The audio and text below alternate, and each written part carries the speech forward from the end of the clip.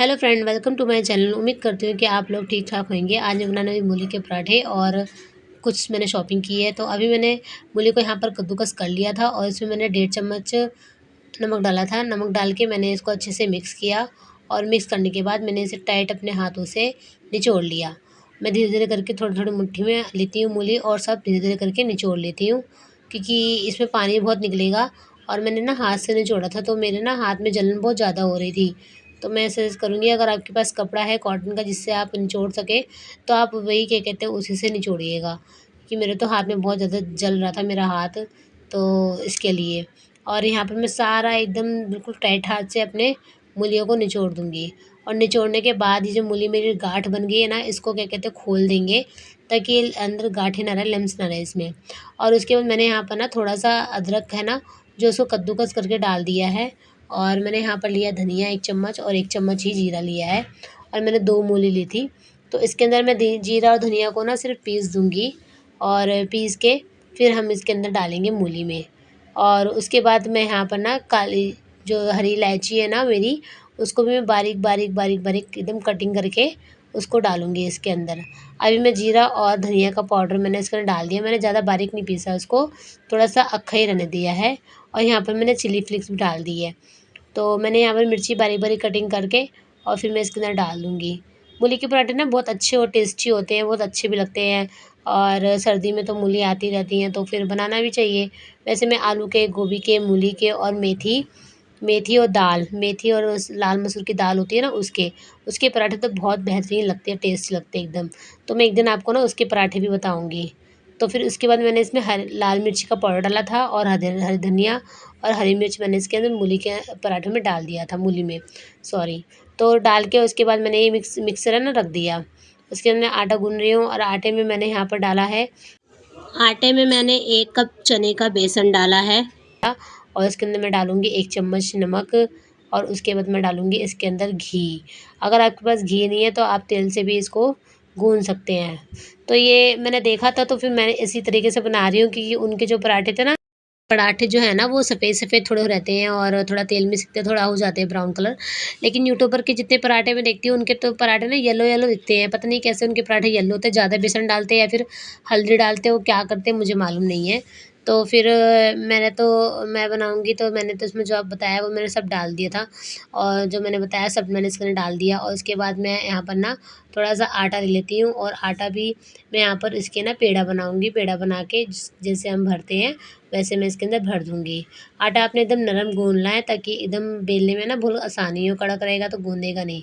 तो यहाँ पर ना मैंने ना हाथ में तेल लगा के फिर मैं इसकी लोई बना रही हूँ, क्योंकि इसको ना मैंने ऐसे ही बनाने का, या तो फिर आप तेल मत लगाएँ, इसको ऐसे ही क्या कहते हैं आटे की लोई बनाएँ, कटोरी बनाएँ आटे की और फिर क्या कहते हैं डालें। क्योंकि आप इसके अंदर वो लगाएँगे ना सूखा आटा तो फिर वो चिपकता नहीं है एक दूसरे में, मतलब जो हम इसे फिलिंग करेंगे ना इसके अंदर, वो चिपकेगी नहीं, वो निकल के बाहर ही आ जाएगी।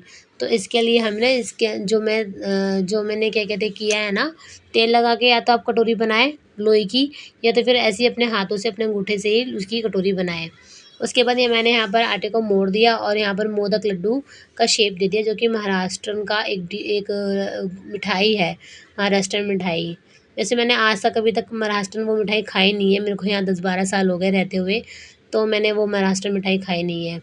मुझे यहाँ पर ना जो वड़ा पाव है मुझे वो भी इतना पसंद नहीं है और ना ही मुझे यहाँ का पाव भाजी इतना पसंद है।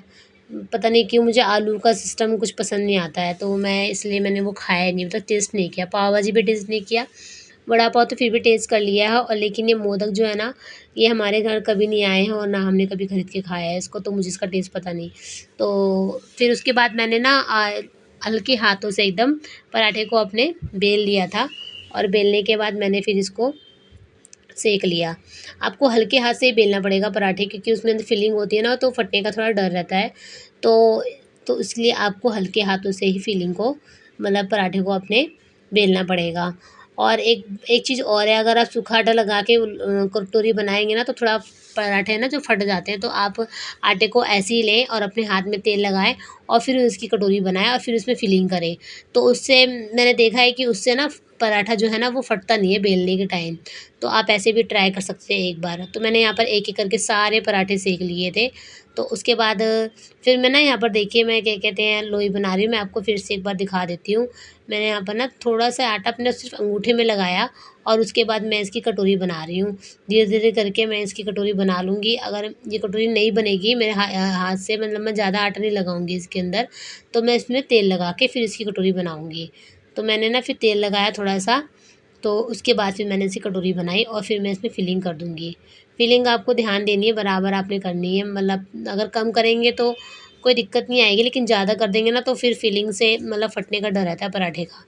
तो अभी मैं इसको फिर से फ़ोल्ड करके और फिर क्या कहते हैं इसको बेल दूँगी। तो मैं पहले ना 3-4 में बनाने से जब मैं बनाती हूँ ना पराठे, तो मैं पहले 2 से 3 ना ये ऐसा करके रख लेती हूँ। उससे आसानी रहती है, एक तो हमारी गैस भी बचती है और फिर उससे क्या होता है ना कि आप एक के बाद पराठा सेकते रहते हो, हमारे पास टाइम मिल जाता है। नहीं तो आप एक सेकोगे और एक आपके हाथ में रह जाएगा, तो इसके लिए आप 2-3 लोई एक साथ पहले बना के रखें, उसके बाद गैस ऑन करके फिर पराठे की तैयारी करें। तो मैंने धीरे-धीरे करके सारे पराठे यहाँ बना लिए थे और सुबह का ये टाइम था, मॉर्निंग का।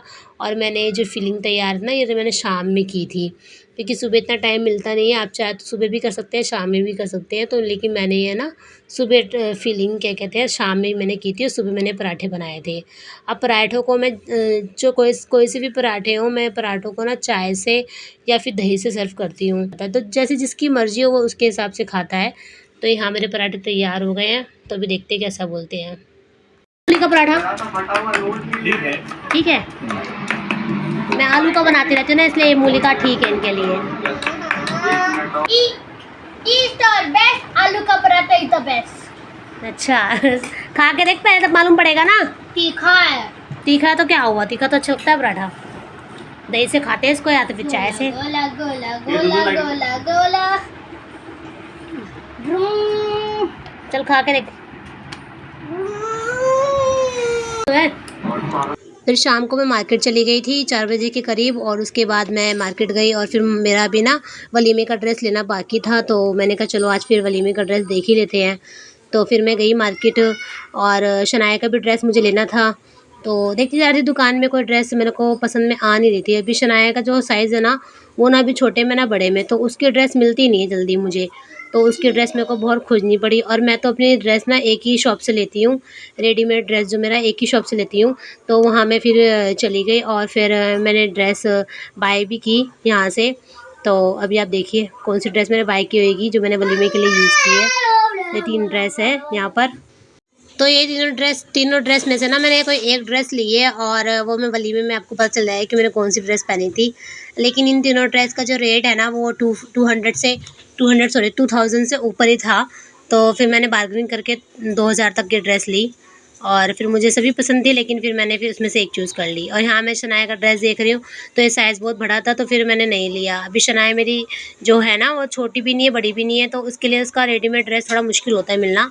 ये सब छोटे बच्चों के ड्रेस थे, तो मैंने ये देखे तो मुझे अच्छे लग रहे थे, पर शनाया के साइज़ का कोई नहीं था। उसके बाद फिर मैं मार्केट से निकल गई, शाम हो गई थी, फिर मैं मार्केट से आ गई। चलो फिर मुलाकात होगी दूसरे ब्लॉग में। अल्लाह हाफ़िज़।